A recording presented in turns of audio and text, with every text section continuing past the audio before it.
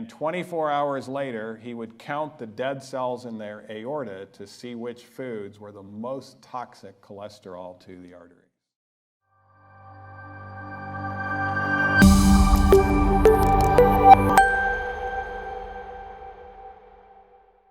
But there's an additional problem with the cholesterol in our diet versus what our own livers make. By the way, sometimes you'll hear this confusing gobbledygook where people will say, but your body needs cholesterol. It's going to be a problem being on a plant-based diet. Well, in a way, they're right. Our body needs cholesterol, but we don't need any in our diet. Why is that? Because our livers make plenty.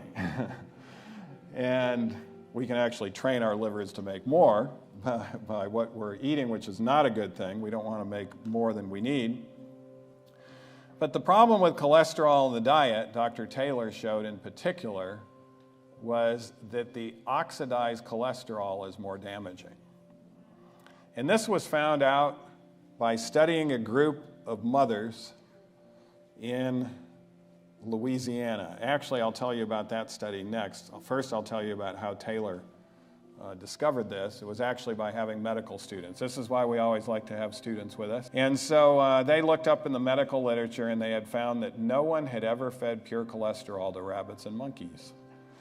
And so they thought, aha, nobody's done this. Let's try it and let's see what happens. So they got it approved, but then they had to go to the cholesterol researcher because they didn't know how to find pure cholesterol. And he said, yeah, I've got a bunch of it. It's over there in that bucket. It's been there a long time, but it's pure cholesterol. Go ahead and use it. So they fed pure cholesterol to rabbits and monkeys, and within a few weeks, they all began to have heart attacks and strokes. And they were done with their study. They showed the data. They were out of there. They had completed it. But Dr. Taylor said, cholesterol's bad, but it shouldn't have been that bad. Just a few weeks, these poor rabbits and monkeys. And then he thought about what he had given them. It had been in that bucket for a while, but the lid had also been off. It had been exposed to the air. So he thought, let's give pure cholesterol to rabbits and monkeys and see what happens. If it's pure cholesterol, it's a clear, waxy substance. It's not color. It doesn't have that dark color to it.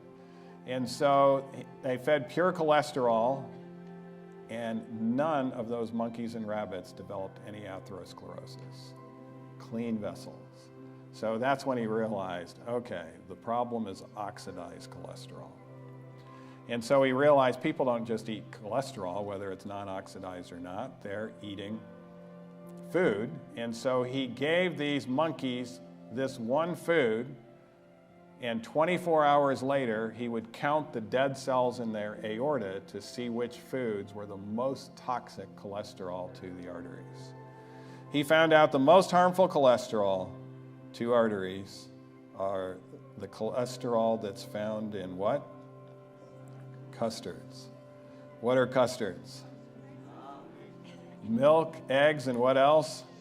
Sugar. When we mix cholesterol up in a sugar environment, we're going to heavily oxidize it. And what's the most commonly consumed custard in America? Good old-fashioned ice cream. And this is why it's far better to take frozen bananas and put them through a champion juicer. There's no cholesterol there. You don't have to worry about oxidizing it. You can do tofu fruity.